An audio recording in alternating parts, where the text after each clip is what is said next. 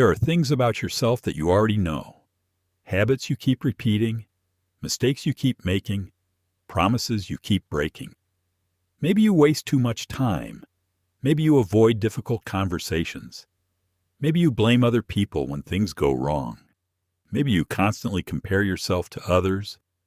Or maybe there's something deeper, something you know you need to change, but you've been avoiding it for years. And here's the strange part.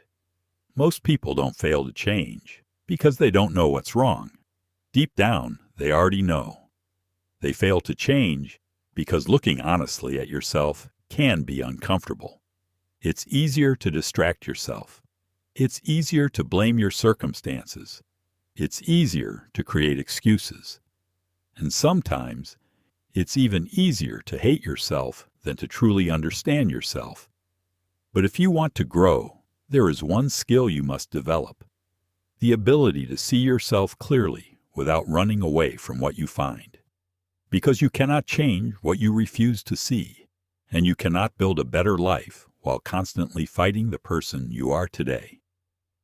In this video, you're going to learn how to make peace with yourself, face your mistakes honestly, and use them to become a better version of yourself. But first, we need to understand something important.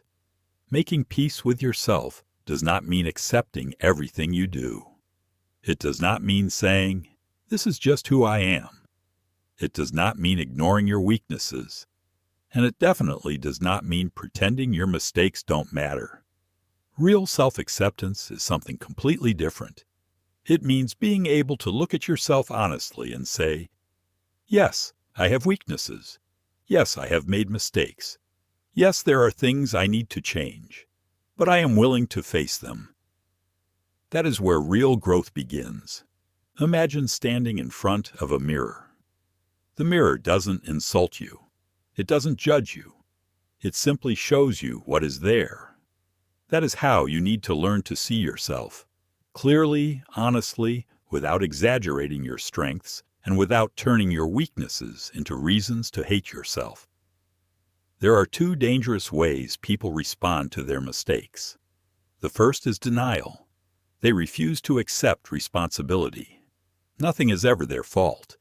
Their relationships fail because other people are difficult. Their goals fail because they were unlucky. Their life doesn't improve because they never had the right opportunities.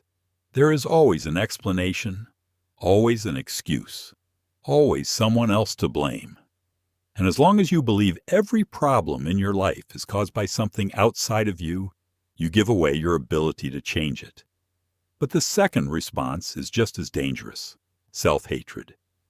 Some people recognize every mistake they make and then use those mistakes as evidence that they are worthless. They don't say, "I made a bad decision." They say, "I am a failure." They don't say, "I need to improve my discipline." They say, "I'm lazy and I'll never change." They turn temporary mistakes into permanent identities.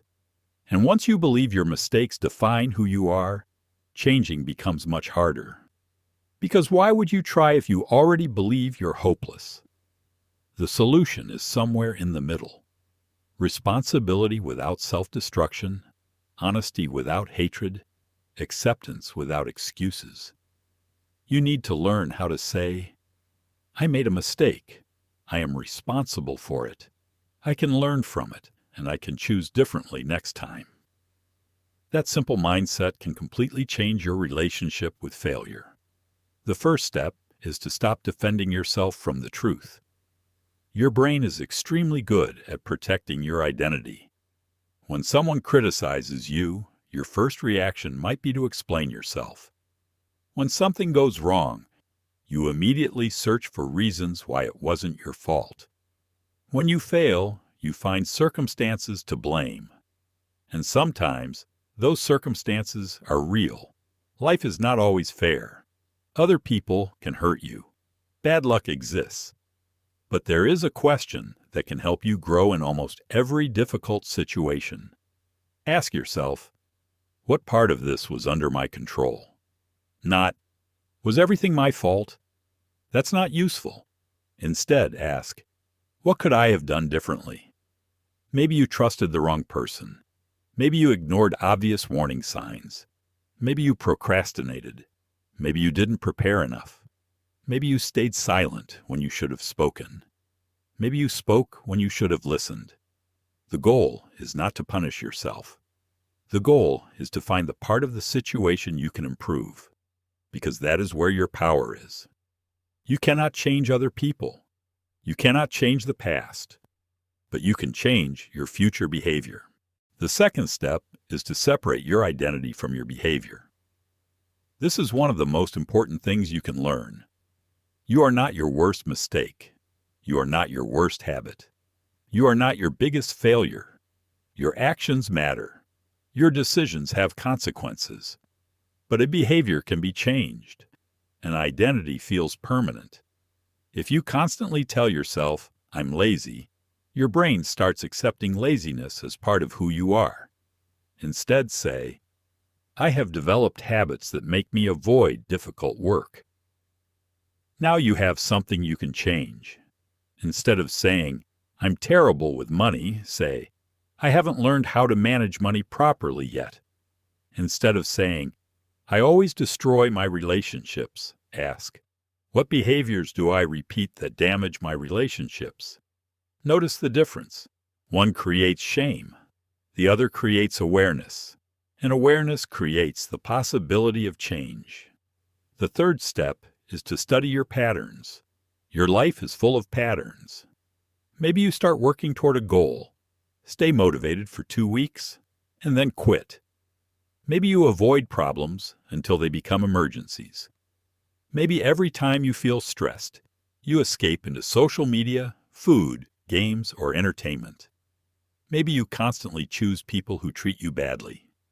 Maybe you spend money whenever you feel unhappy. These things rarely happen randomly. There is usually a pattern. And if you want to change your life, you need to become a student of your own behavior. Start paying attention. What situations trigger your worst habits? What emotions make you lose control? When do you procrastinate? When do you become defensive? What kind of people bring out the worst in you? What mistakes keep appearing in different forms? You can even write these things down. At the end of the day, ask yourself 3 questions. What did I do well today? What did I do badly? What will I do differently tomorrow? That simple practice can teach you more about yourself than constantly consuming motivational content. Because improvement begins with awareness. You cannot fix a pattern you never notice. The fourth step is to learn how to sit with discomfort.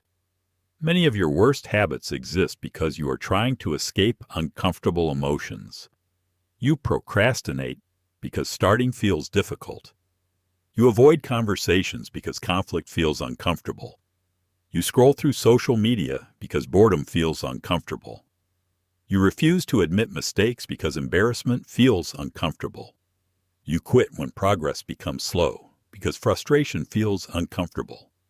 The ability to stay with discomfort without immediately escaping is a superpower. When you feel the urge to avoid something, don't immediately react. Wait. Observe what you are feeling. Ask yourself, what am I trying to escape from right now? Maybe it's boredom. Maybe it's fear. Maybe it's uncertainty. Maybe it's the possibility of failure. You don't need to eliminate the emotion. You need to learn that you can experience it without allowing it to control your decisions. The more you practice this, the stronger you become. The fifth step is to forgive your past without forgetting its lessons. Everyone has memories they wish they could change, things they said, opportunities they wasted, people they hurt, time they lost, decisions they regret. And sometimes we replay those memories again and again, as if punishing ourselves will somehow change what happened. But guilt has a purpose. Its purpose is to teach you. Once you understand the lesson, accept responsibility, apologize when necessary, and change your behavior. Constantly punishing yourself adds nothing. You cannot build your future while spending all your energy fighting your past. Ask yourself, what did this mistake teach me? Maybe it taught you to set boundaries. Maybe it taught you to value your time. Maybe it taught you to be more disciplined. Maybe it taught you to listen. Maybe it taught you that certain people should not be trusted. Maybe it taught you that ignoring small problems allows them to become bigger ones.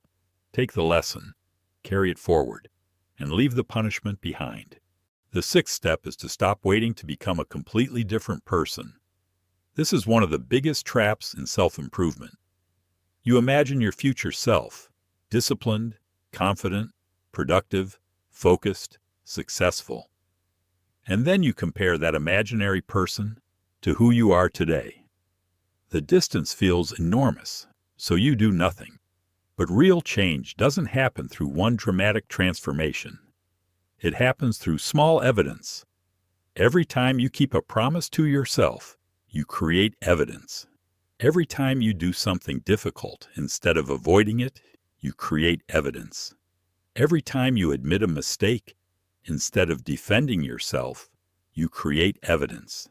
Every time you choose discipline over temporary comfort, you create evidence. And slowly, your identity begins to change. You don't become confident by telling yourself you are confident. You become confident by repeatedly proving that you can trust yourself. So start small. If you tell yourself you'll exercise for 10 minutes, do it. If you say you'll read 5 pages, read them. If you need to apologize, apologize. If there's something you've been avoiding, spend 15 minutes working on it. Small promises matter because every promise you keep strengthens your relationship with yourself, and every promise you constantly break teaches you not to trust your own words. Finally, there is one question you need to ask yourself regularly. What am I pretending not to know? Think about that. What truth about your life have you been avoiding? What habit do you know is hurting you? What relationship do you know needs to change? What responsibility are you avoiding? What dream have you abandoned because you are afraid to fail? What mistake do you keep repeating, even though you already know better? Sometimes, the answer to your biggest problem is not hidden. You already know the answer. You simply don't like what the answer requires you to do. Maybe it requires discipline. Maybe it requires an uncomfortable conversation. Maybe it requires leaving something behind. Maybe it requires admitting you were wrong. Maybe it requires starting again. The truth can be uncomfortable, but avoiding it does not make it disappear. It only gives the problem more time to grow. Making peace with yourself is not a destination. It is a relationship you build. A relationship based on honesty, responsibility, patience, and respect. You will make mistakes again. You will disappoint yourself sometimes. You will fall back into old habits. You will have days when you are not proud of your decisions. The goal is not perfection. The goal is to notice faster, take responsibility sooner, learn the lesson, make the adjustment, and continue moving forward. Because the strongest person is not the person who never makes mistakes. It is the person who can look at their mistakes without running away, who can accept criticism without collapsing, who can recognize their weaknesses without believing those weaknesses define them, and who can forgive their past without repeating it. So tonight, when you are alone, ask yourself one question. Not, what is wrong with me? Ask, what is one thing about myself that I know I need to work on? Be honest. Choose one thing, not 10. 1. Then ask, what is the smallest action I can take tomorrow to begin changing it? And do that. Because your life does not change when you discover everything that is wrong with you. Your life changes when you become brave enough to face one truth and disciplined enough to do something about it. You do not need to hate who you are to become someone better. You need to understand who you are. Accept where you are. Take responsibility for where you want to go and start walking. One honest decision at a time.